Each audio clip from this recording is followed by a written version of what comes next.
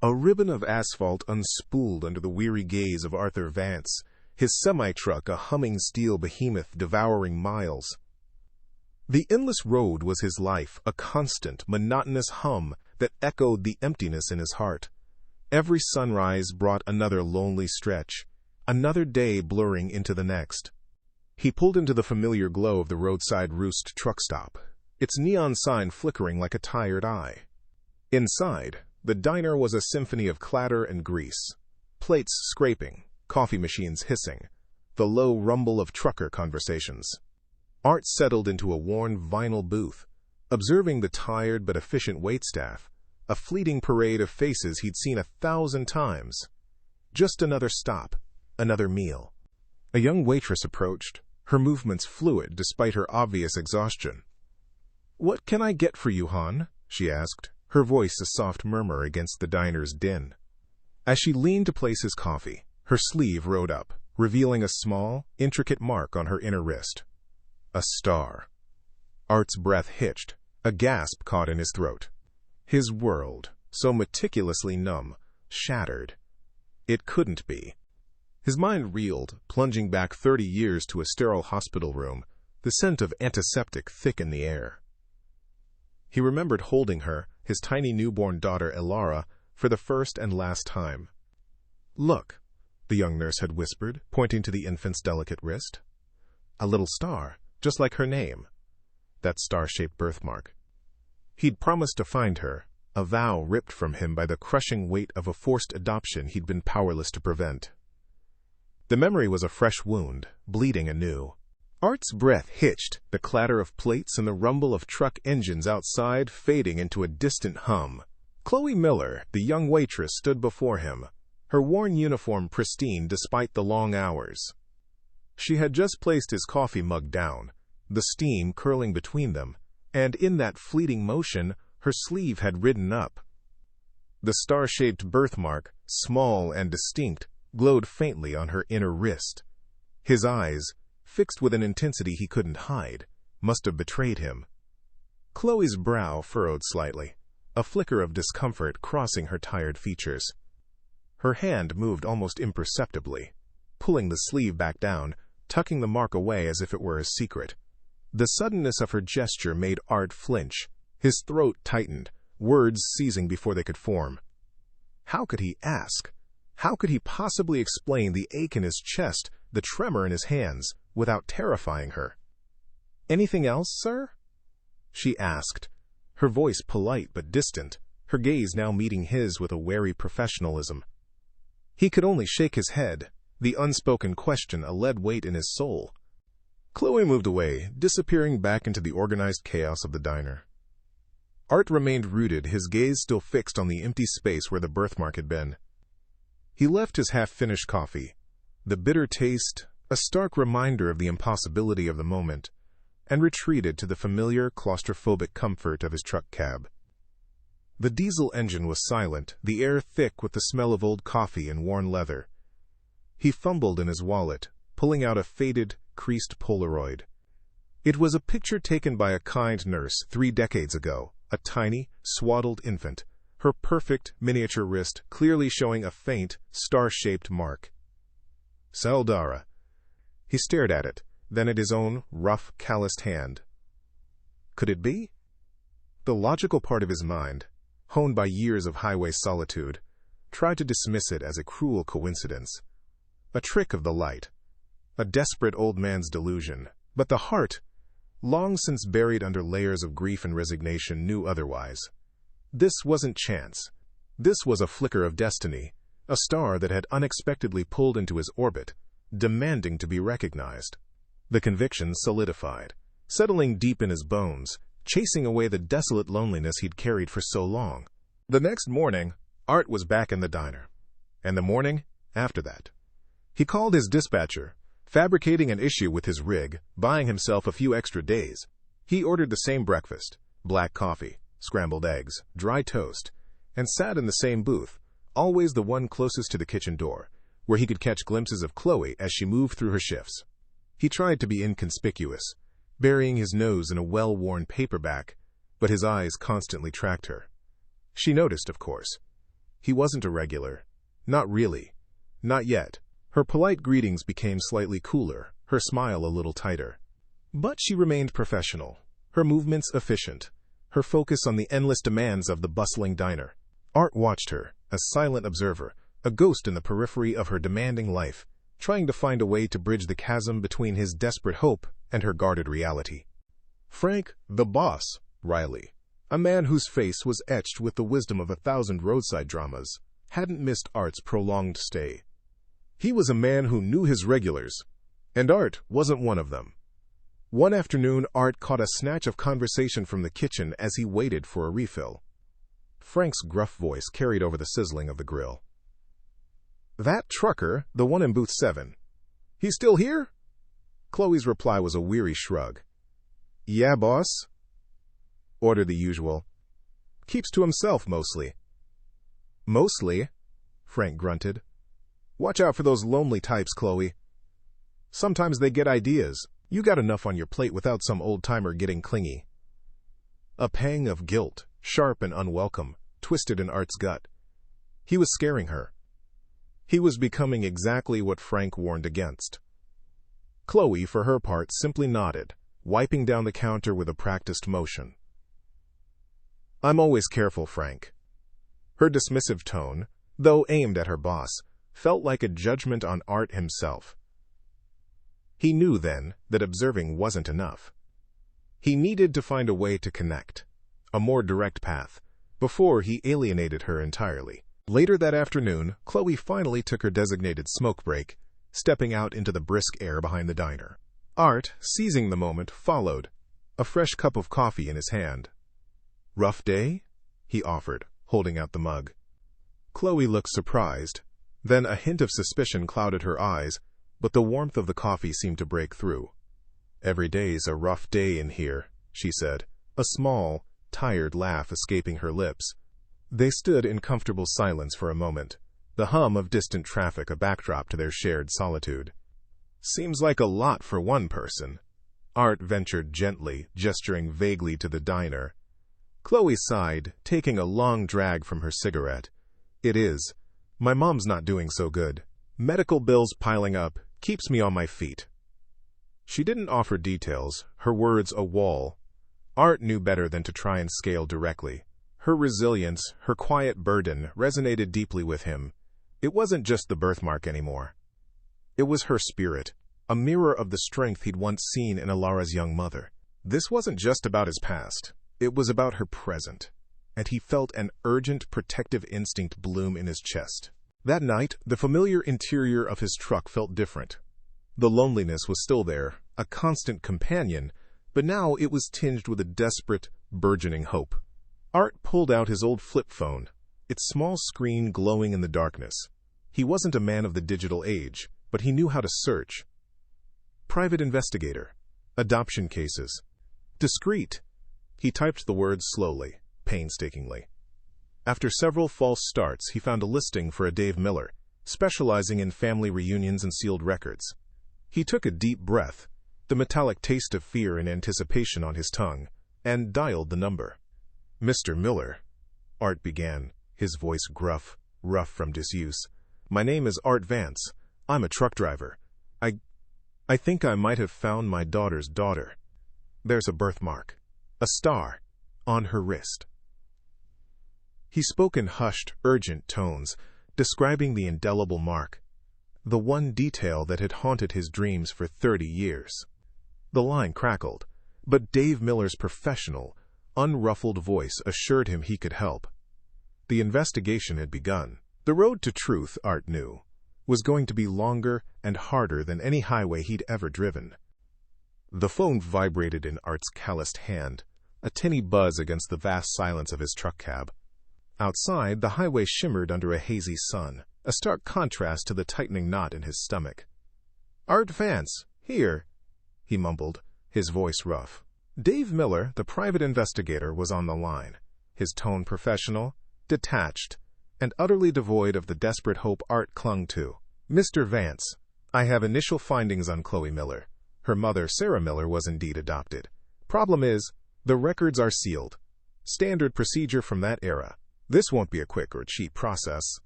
Art's grip tightened on the steering wheel, his knuckles white. The words hit him like a cold gust of wind, chilling the fragile warmth of his optimism. Sealed? So a dead end? He asked, the frustration seeping into his voice. Dave sighed. Not a dead end, Mr. Vance. Just a wall. A very thick, expensive wall. We'll need court orders, leverage old contacts. It's going to take time and significant resources. The vast distances he traveled daily suddenly felt insignificant compared to the chasm of those lost years. But the glimmer of that star-shaped mark refused to fade. He wouldn't give up. Not now. Chloe moved through the diner with the practiced grace of someone constantly on the edge of exhaustion, refilling coffee cups, wiping down counters. It was a quiet afternoon, the usual rush dying down, leaving only a handful of truckers nursing lukewarm drinks. Her eyes, however, kept drifting to booth 7. Art Vance, the quiet truck driver, was there again, just like he had been for days. He wasn't overtly staring, but she'd caught him. Today, he had a small notebook, and she could swear he was sketching, his gaze darting from the page to her. A prickle of unease started to spread. He's a lonely type, Frank's voice echoed in her mind. She walked past the kitchen, catching Frank's eye. That guy in booth 7, she murmured, nodding subtly towards Art. He's still here, and he's starting to give me the creeps. Frank, a man whose patience was as thin as his diner coffee, put down his spatula. His eyes narrowed, and he strode purposefully towards Art's booth. Everything all right here, buddy? Frank's voice was low but carried a distinct edge.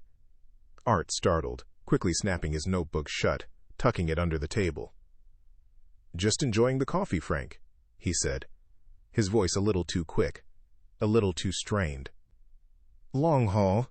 Figured I'd take a few extra days off the road. Frank's arms crossed, his gaze unwavering. Right. Well, some of my staff are starting to feel a little observed. Just so we're clear, this ain't a library. And Chloe here, she's not on display. Art felt a flush creep up his neck.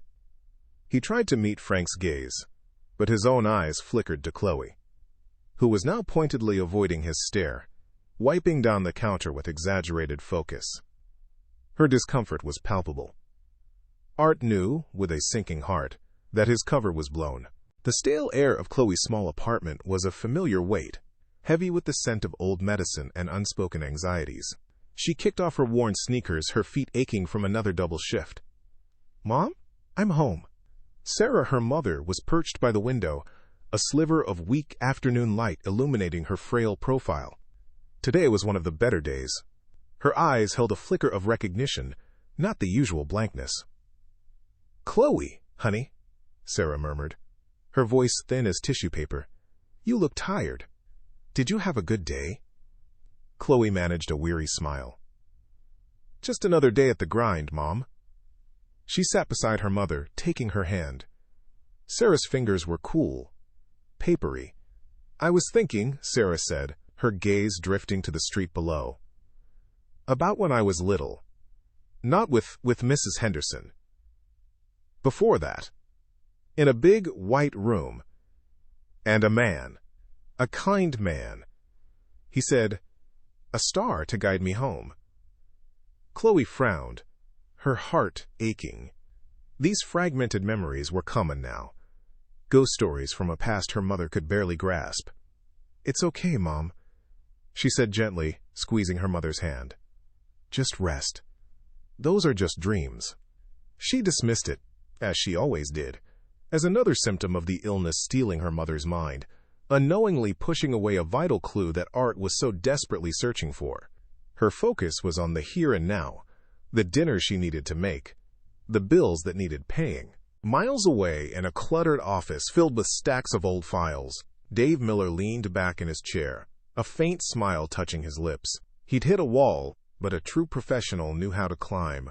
A week of diligent digging, leveraging contacts and persistent phone calls had finally paid off. He'd found it, an obscure record of a small, short-lived adoption agency that operated decades ago, one that had been absorbed by a larger state entity years later. A cold case almost. He made a quick call to Art. "Mr. Vance, Dave Miller here. Good news. I managed to unearth some non-identifying health history for a baby girl star from that adoption agency. The birth mother's medical background, her age at the time, it all aligns with the information you provided about Ilara's mother." Art's breath hitched on the other end of the line, the sound of the truck engine suddenly a distant hum. "Baby girl star?" he whispered, the name catching in his throat. "That's what they called her. Because of a unique mark, a birthmark on her inner wrist, shaped like a 5-pointed star." Dave's voice was calm, but Art could sense a flicker of professional satisfaction. "It's a strong lead, Mr. Vance. The strongest we've had. I'm moving forward with a court order to unseal the full records. We're getting close." Art hung up the phone, his hand trembling. His heart, long a dull, aching throb, now pounded with a frantic, exhilarating rhythm. Closer. He was closer than he'd ever been. Art sat at a table in the diner's kitchen, a plate of untouched eggs growing cold before him. He'd tried to be inconspicuous, but Frank's presence filled the small, steamy room. "Look, Art," Frank began, his arms crossed over his grease-stained apron, his voice low and menacing. "I told you, Chloe's uncomfortable. My staff's uncomfortable. Your long-haul excuse has stretched into a full week. I'm giving you fair warning, one last time. You pack up that rig, and you roll out." Now, Art felt a cold dread spread through him. He couldn't leave. Not now. Not when Dave was so close. But how could he explain? How could he tell this gruff, protective man the impossible truth without sounding like a deranged stalker? "Frank, please," Art pleaded, his voice raspy. "I know how this looks. I swear, I'm not some creep. There's something important, something I think Chloe needs to know. About her mother. About her past." Frank scoffed, a short, humorless sound. "Her mother? Her past? You're making things up now, buddy. Chloe's got enough on her plate with Sarah's illness. She doesn't need some lonely old trucker spinning yarns. You got 5 minutes to clear out, or I'm calling the county sheriff, and you can explain your important something to him." Art looked at the unwavering hostility in Frank's eyes, the implicit threat of the law. He was trapped. He couldn't stay, but leaving felt like abandoning the only thread he had to his lost daughter. The drizzle had begun, a fine, cold mist clinging to the air as Chloe stepped out of the diner, pulling her worn jacket tighter. She just wanted to go home, to the quiet comfort of her mother's presence, away from the watchful eyes and the unsettling presence of Art Vance. But he was there, waiting, a dark silhouette leaning against his massive truck. Her heart hammered, a mix of annoyance and a primal fear. "Chloe, wait!" Art's voice was low, earnest, not threatening. He stepped forward, his hands held open, a gesture of surrender. "Please, I just need a minute. I know what Frank said. I know how I must look. But I swear, I'm not here to hurt you. I'm not a threat." Chloe stopped, wary, her hand instinctively clutching the strap of her bag. "Then what do you want, Mr. Vance? You're making everyone uncomfortable." Art took a deep breath, the words catching in his throat, then tumbling out, raw and vulnerable. "Many years ago, I lost a daughter to adoption. Against my will, she was just a baby. And I've spent the better part of 3 decades searching for her. It's a long story, a painful one." He paused, his eyes pleading. "I heard your mother was adopted too. I know it's a long shot, but would you be willing to share anything about her story? Anything at all?" Chloe stared at him, taken aback. The desperation in his eyes was undeniable, the pain in his voice deeply etched. This wasn't the rambling of a lonely man, but a desperate plea from a wounded soul. His honesty, unexpected and raw, planted a tiny seed of doubt in her guarded mind. The air in Dave Miller's office was thick, with the scent of old paper and stale coffee, a stark contrast to the fresh, open-air Art usually breathed. He sat opposite Dave, his hands clasped, knuckles white, the silence between them stretched taut. Dave, a man whose professional detachment usually felt like a shield, looked at Art with an uncharacteristic glint in his eye. "Mr. Vance," he began, his voice calm but holding a tremor of awe. "We found it." He slid a thick, yellowed envelope across the desk. "Through some very old channels and a lot of legal wrangling, we unsealed the original adoption records for Sarah Miller." Art's breath hitched, a raw sound in the quiet room. Dave paused, letting the weight of the moment settle. Her birth certificate. Born 30 years ago in St. Agnes's Hospital, outside of Flagstaff. The name on the certificate, Alara Vance. "And yes," Dave continued, seeing the question in Art's eyes, "there's a handwritten note from the attending nurse. Unique star-shaped birthmark in her left wrist. The world tilted on its axis. 30 years of buried grief. A lifetime of silent yearning erupted in Art's chest. The name. The mark. It was all there. Tears, hot and unstoppable, streamed down his weathered cheeks, blurring the faded documents into a watercolor of impossible joy and crushing sorrow. He had found her. His Alara. Miles away, in her small, cluttered apartment, Chloe returned from a grueling shift, the diner's grease still clinging to her uniform. She found Sarah by the window, a rare shaft of late afternoon sun illuminating her frail profile. Today, Sarah seemed unusually still, her eyes clear, not lost in the usual fog. She lifted her left hand, her fingers tracing the faint, star-shaped mark on her inner wrist, a gesture Chloe had never seen before. "He was a kind man," Sarah whispered, her voice weak but resonant as if speaking from a dream. "He would always touch it, right here. A little star, he called it. To guide me home." Chloe froze, a chill racing down her spine despite the warmth of the sun. "Horsefries, a kind man. A star to guide me." Art's words from their last conversation echoed in her mind. "I lost a daughter to adoption. She had a unique star-shaped birthmark." Chloe's heart began to pound. It couldn't be a coincidence. Her mother's fragmented memory, a beacon cutting through the haze of illness, was pointing directly at the lonely truck driver. Back in his truck cab, the documents lay scattered on the passenger seat, undeniable proof glowing under the dim dome light. Art stared at them, the name Alara Vance burning itself into his soul. He could no longer wait. The fear that had held him captive for decades, the apprehension of rejection vanished, replaced by a fierce, unyielding resolve. His daughter, his granddaughter, they were here, suffering, and he had the truth. He gripped the steering wheel, his knuckles white. There was no more time for caution, no more room for doubt. He had to go to them. Now. The truck's engine roared to life, a low rumble of purpose, echoing the beat of his own heart. It was late when Art pulled up to Chloe's apartment building, the city lights a blur through his tear-streaked vision. His heart hammered against his ribs, a frantic rhythm against the quiet of the hallway. He clutched the envelope of documents, his hands trembling. He raised his fist, knocking softly at first, then more firmly. The door creaked open. Chloe stood there, her face etched with exhaustion, her eyes widening in surprise, then wariness, as she saw him. The silence between them was heavy, charged with unspoken questions and an overwhelming, terrifying hope. Chloe, her face a mask of confusion and suspicion, reluctantly stepped aside, allowing Art into her cramped living room. The worn furniture, the stack of bills on the counter. Art saw it all, a stark reflection of the hardship his family had endured. He didn't waste a moment. With trembling hands, he laid Sarah's original birth certificate on the small, scratched coffee table. "Chloe," he began, his voice thick with emotion. "I know this sounds impossible, but I believe your mother, Sarah, she's my daughter, Alara." He pointed to the name, then to the faded notation about the birthmark. He recounted the story of his youth, the forbidden love, the forced adoption, the unique star he'd seen on his baby's wrist. "I never stopped looking for her, for Alara. And then I saw your birthmark, Chloe, the same mark." He looked at her, his eyes brimming. "Chloe, I believe you are my granddaughter."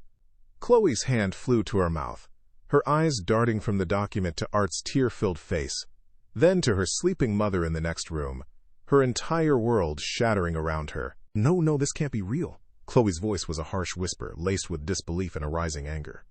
"What kind of sick game is this? You show up out of nowhere, spinning this crazy story. You think I'm just going to believe some truck driver's fantasy?" She recoiled, pulling her arm away, as if his words were contagious. Art, though his heart ached, remained steady. "I wouldn't lie about something like this, Chloe. Not after 30 years. He pulled out the faded Polaroid, the image of a swaddled infant, a tiny star, visible on her wrist. "They told me I'd forget, that she'd have a better life. But I never did." The raw, decades-deep grief in his eyes was undeniable. Chloe looked at the photo, then instinctively at her own wrist, then at her mother, the faint star on her arm. The pieces, however impossible, were beginning to align, a cold dread mixing with a dawning, terrifying hope. The emotional intensity in the room, a palpable force, seemed to stir Sarah from her hazy slumber. Her eyes, usually clouded, focused with startling clarity on Art. She reached out a frail hand, not for Chloe, but for Art, her fingers brushing his. Then, with a slow, deliberate movement, she touched the star-shaped birthmark on her own wrist. A faint smile touched her lips. "Star," she whispered, her voice surprisingly clear, echoing a memory from a lifetime ago. "You found me." Chloe gasped, tears streaming down her face, no longer of disbelief, but of profound, aching truth. Her mother's words, a final, clear beacon, confirmed everything. The connection, invisible for 30 years, was undeniably forged in that small, cluttered living room. The harsh overhead light of Chloe's small living room, which had illuminated the raw, earth-shattering truth just hours before, softened with the first tentative streaks of dawn. Empty coffee cups stood like silent sentinels on the worn, chipped table between Art and Chloe. They had talked through the night, their voices low, weaving the fractured pieces of their lives into a coherent tapestry. Art, his eyes still red-rimmed but now alight with a profound, quiet relief, had recounted the decades of his silent grief, the weight of the what-ifs that had shadowed every mile of his journey. He spoke of the desperate ache for his daughter, Ilara. The image of her tiny, star-marked wrist burned into his memory. Chloe, exhausted but with a newfound lightness in her spirit, had shared the relentless burden of caring for Sarah, the gnawing anxiety of medical bills, and the quiet dignity with which her mother had faced her fading world. In the shared vulnerability, a bond, decades in the making, began to solidify, stronger than blood, forged in understanding. As the sun fully breached the horizon, painting the dingy apartment in hues of gold, Art rose, a man reborn with purpose. His face, usually etched with weariness, now held a steely resolve. "Chloe," he began, his voice firm, "your mother will have the best care. Every specialist, every treatment, every comfort. Don't you worry about a cent of it." He pulled out his phone, his weathered fingers moving with surprising speed. "I've got savings from 30 years on the road, and I'll move mountains if I have to. The financial burden is over, sweetheart. It's over."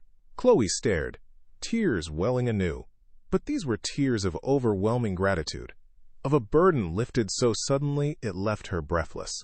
She moved towards him, not as a stranger, but as family, wrapping her arms around his broad, comforting frame.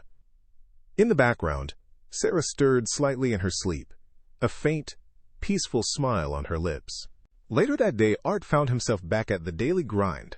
The familiar smell of bacon grease and stale coffee, a stark contrast to the profound shift in his world. Frank, the boss, looked up from wiping the counter, his usual gruff demeanor softened by an air of unease. "Art," he started, his voice uncharacteristically hesitant. "Heard some news about Chloe and her mom." He cleared his throat, avoiding Art's gaze. "Look, I was out of line. Accusing you, putting you on the spot. I had no idea what you were going through, what they were going through." He extended a hand, surprisingly gentle. "I'm sorry, son. Truly sorry." Art clasped his hand, the sincerity in Frank's eyes unmistakable. "It's all right, Frank. We all make mistakes." Frank nodded, a genuine awe in his voice. "A 30-year secret, huh? Incredible. You ever need anything, Art? Anything at all?" It was a small, unexpected moment of reconciliation, a quiet testament to the enduring humanity found even in the most mundane corners of the world. Weeks unfolded, each day a gentle step towards a future Art had only dared to dream. With Art's unwavering support, Chloe found a new apartment, a place drenched in sunlight, with wider doorways and a small, bright room for Sarah. It was a modest upgrade from their old, cramped space, but it felt like a palace. Art, forgoing his usual routes, took the wheel of a rented moving truck, his strong hands carefully maneuvering boxes filled with their few possessions. Chloe, her shoulders visibly lighter, laughed as he grumbled good-naturedly about the weight of Sarah's old armchair. Sarah, though her condition remained, seemed to blossom in the bright, clean space. Her eyes, often distant, would track Art and Chloe as they unpacked, a faint, contented smile playing on her lips. It wasn't just a new home. It was a sanctuary, a physical manifestation of the hope that had finally found them. In the quiet rhythm of their new life, Art and Chloe learned to be a family. Art, the man of few words, found himself sharing stories of his youth, of the open road, and the simple beauty he'd found in forgotten towns. Chloe, in turn, spoke of her dreams beyond the diner, her quiet ambitions, and the small joys she found amidst her struggles. They discovered quirks, Art's penchant for burnt toast, Chloe's uncanny ability to remember obscure movie lines, a shared love for old country music. Art taught her how to check the oil in her beat-up car, his gruff instructions softened by a paternal pride he'd never known. Chloe cooked him hearty meals, the scent of garlic and herbs filling their small apartment, chasing away the ghost of loneliness that had clung to him for so long. Each shared meal, each quiet evening, wove the fabric of their new family, strong and vibrant. Sarah's days, though now filled with comfort and loving presence, were steadily drawing to a close. Her moments of lucidity grew rarer, but in her eyes, a deep, abiding peace had settled. Art and Chloe spent countless hours by her bedside, holding her frail hands, whispering words of love and gratitude. "My star," Art would murmur, his voice thick with emotion, his fingers tracing the fading birthmark on her wrist. "My beautiful Ilara." Chloe would hold her mother's other hand, her own tears falling silently, bittersweet. One afternoon, as the sun dipped low, casting long shadows across the room, Sarah's breathing grew shallow. Art and Chloe sat, one on each side, their hands clasped over hers. A faint, almost imperceptible sigh escaped her lips. She was gone, not with the frantic chaos of illness, but with the quiet dignity of a soul finally guided home, surrounded by the love she had so desperately deserved. Days later, under a sky as vast and blue as the open road, Art and Chloe stood on a quiet bluff overlooking the valley. The wind whispered through the tall grass as they scattered Sarah's ashes, a private ceremony for their small, newly formed family. "She was so strong, Grandpa," Chloe said, the word, Grandpa, feeling natural, comforting. "She carried so much, and she never gave up." Art nodded, his gaze fixed on the horizon. "She did, sweetheart. And she left us a legacy, didn't she? A legacy of love that found its way home, no matter how long the road." He reached for Chloe's hand, intertwining their fingers. Their journey with Sarah had ended, but their journey together, as grandfather and granddaughter, had just truly begun, built on the unbreakable thread of a star-marked secret. The rumble of the diesel engine, once a monotonous thrum against Art Vance's solitary existence, now felt like a comforting lullaby. The highway stretched before them, a ribbon of asphalt unspooling under a sky so vast and blue it seemed freshly painted. But this time, Art wasn't alone. Chloe sat in the passenger seat, her head occasionally resting against the window, a soft smile playing on her lips as the world blurred past. She'd decided to join him on a shorter run, a trip down the coast, a taste of the life he'd lived for decades. "You know, Grandpa," Chloe said, her voice a little sleepy against the engine's drone, "I used to just see these big rigs as obstacles, just something to get around." She chuckled. "Now I see them as homes, moving homes." Art grinned, a genuine, easy smile that reached his tired eyes. "They are, honey, they are. Used to be a lonely home, though." He glanced at her, then back at the road. "Not so much anymore." They shared stories, Art recounting tales from dusty truck stops and endless nights, Chloe describing her childhood dreams before life had narrowed her options. They listened to old country songs and new pop hits, the vast silence of the road filled with their newfound connection. The ache in Art's chest, a constant companion for 30 years, had finally softened, replaced by a quiet, profound joy. He wasn't just driving a truck anymore, he was sharing a journey, The harsh fluorescent lights of the community college classroom felt miles away from the grease-stained diner, and yet, for Chloe, they shimmered with the promise of a new dawn. Books, once a luxury she couldn't afford the time or money for, now lay open on her desk. She traced the diagrams in her nursing textbook, her brow furrowed in concentration. The exhaustion was still there, a familiar hum beneath her skin, but it was different now. It was the exhaustion of effort, not desperation. Art had insisted she quit the diner, that her focus should be on herself, on her future. "You've spent enough time taking care of everyone else, kiddo," he'd rumbled, his voice gruff but tender. "It's your turn." And Chloe had listened. She'd found a part-time job at a small clinic, less physically demanding, more aligned with her new path. The uniform was crisp, the smiles from her colleagues genuine. She saw Art's proud thumbs up in her mind's eye as she aced a pop quiz, a quiet cheer that fueled her determination. This wasn't just about her anymore. It was about honoring her mother, about seizing the life Sarah had never had the chance to live. This was her new horizon, wide and waiting. The small apartment, once a sparse shell, now pulsed with warmth and life. Art, after decades of eating alone in his truck cab or at diner counters, found himself seated across from Chloe at a real kitchen table, heavy with the scent of a home-cooked meal. Laughter, light and easy, echoed off the walls, a sound that had been a stranger in his life for far too long. They had started small traditions, Friday night movies with popcorn, Sunday mornings spent poring over old photo albums. Art had unearthed from boxes, trying to piece together the fragments of their shared past.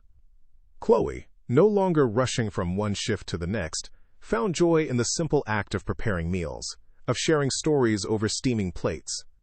She'd even managed to convince Art to try a few of her more adventurous recipes, his initial skepticism giving way to surprised approval. The walls, once bare, now held framed pictures. A young Sarah, a smiling Art, and new ones of Chloe and Art together, their faces lit with a quiet, undeniable happiness. Their home wasn't just a place to sleep. It was a sanctuary, built on the foundations of lost time and rediscovered love. One evening, as Chloe sat studying at the kitchen table, Art walked over and gently took her hand. His calloused thumb brushed softly over the star-shaped birthmark on her inner wrist. It was still there, a faint, indelible reminder of a story that had almost been lost forever. The mark, once a source of searing pain and a desperate, impossible hope, now felt like a comforting beacon, a silent testament to the enduring threads of family. "Your mother loved to draw," Art murmured, his gaze distant, lost in a memory he hadn't thought to share before. "When she was just a little thing, maybe 4 or 5, her favorite thing to draw was stars. She'd cover every piece of paper she could find with them. Little 5-pointed wonders." He smiled, a soft, tender expression. "Always said they were to guide her home." Chloe looked up, her eyes glistening. She remembered her mother's fragmented whispers. A star to guide her home. The continuity, the gentle echo across decades, was breathtaking. The birthmark, once a secret, then a mystery, was now a symbol of unbreakable connection, a star that had indeed guided them all back to each other, a legacy of love from the daughter he had lost, now living on in her own child. They stood together on a scenic overlook, the world sprawling beneath them, a vast tapestry of green hills and distant, shimmering rivers. The setting sun painted the sky in fiery oranges and soft purples, a masterpiece of boundless possibility. Art, no longer a solitary figure against the immensity of the landscape, held Chloe's hand. The road ahead, once a symbol of his endless lonely journey, now felt like an invitation to shared adventures. "So, what's next for us, Grandpa?" Chloe asked, a playful glint in her eye. "More road trips? Maybe a cross-country tour of every forgotten diner in America?" Art chuckled, squeezing her hand. "Maybe. Or maybe we finally track down that old art school Thomas Reed went to. See if we can find any of his paintings." He looked at her, his gaze filled with a profound peace. "Whatever it is, kiddo, we'll figure it out. Together." The future was unwritten, a blank canvas stretching before them, but it was no longer daunting. It was filled with the promise of shared laughter, new memories, and the quiet, comforting knowledge that they were finally, truly home. A tiny, almost imperceptible mark. A small, star-shaped birthmark on a young woman's wrist. For decades, it was merely a faded memory, a ghost from a past Art Vance had tried to bury beneath miles of highway. Yet, in the most ordinary of settings, a bustling truck-stop diner, that singular detail became a beacon. It was a silent, cosmic whisper across 30 years, a profound connection woven by fate, proving that sometimes the most extraordinary truths are hidden in the smallest of signs, waiting for the right heart to recognize them. It was the star that guided him home. For so long, Art Vance navigated a world painted in shades of gray. His life on the road was a solitary symphony of engines and empty coffee cups, a quiet penance for a loss he never truly healed from. But the discovery of Chloe, the realization that his long-lost Ilara had lived, had brought a vibrant color back to his world. His journey from a lonely, haunted truck driver to a loving, purposeful grandfather is a testament to the power of unwavering love. It's a reminder that even after decades of quiet suffering, redemption and profound joy can still be found, waiting just around the next bend in the road. And then there was Chloe, a young woman burdened by life's relentless demands, yet facing each day with an unyielding spirit. She was a quiet warrior, navigating financial hardship and the heartbreak of her mother's illness, all while serving coffee with a tired smile. Her resilience, her integrity, and her fierce devotion to her mother were not born of privilege, but forged in the fires of adversity. Chloe's story reminds us that true strength isn't about what you possess, but about the unwavering kindness and quiet dignity you carry in your heart, even when the world is trying to break you. The story of Art, Chloe, and Sarah is a profound testament to the unseen threads that weave through generations. It shows us that some bonds are simply unbreakable, destined to reconnect regardless of time, distance, or circumstance. A birthmark, a fleeting memory, a desperate search. These seemingly disparate elements converged to reveal a tapestry of love that had been hidden, but never truly severed. It's a powerful, heartwarming reminder that the love we share, the family we cherish, transcends all obstacles, proving that some connections are truly written in the stars.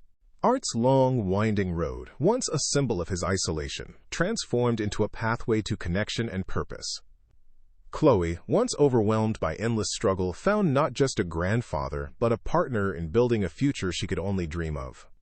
Their reunion didn't erase the past, but it healed its deepest wounds, forging a new life filled with laughter, support, and the quiet comfort of belonging. This is the ending we all yearn for, a testament to the power of second chances and the beautiful, transformative magic of family. This incredible journey began with a single, star-shaped birthmark.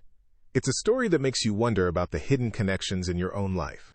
So we ask you, what would you have done if you were Art, seeing that unmistakable birthmark after 30 years?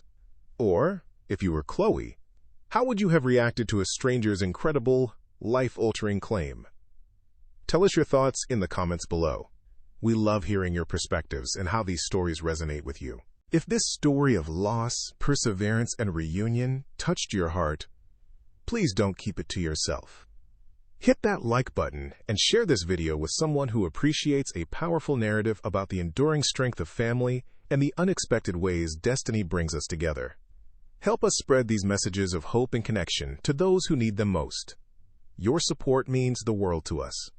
And most importantly, if you want to be inspired, moved, and reminded of the extraordinary stories hidden within ordinary lives, make sure to subscribe to our channel. Don't miss out on more real-life dramas that will tug at your heartstrings and empower you to see the magic in everyday moments. Join our community, and let's explore these incredible human experiences together. In the end, Art Vance discovered that the greatest inheritance isn't found in wealth or status, but in the unbreakable threads of love that weave through generations. His true treasure wasn't a destination, but the family he finally found. Remember this: the most precious things in life are priceless.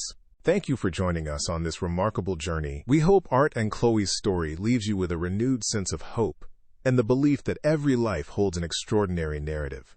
Until next time, stay inspired and keep spreading kindness.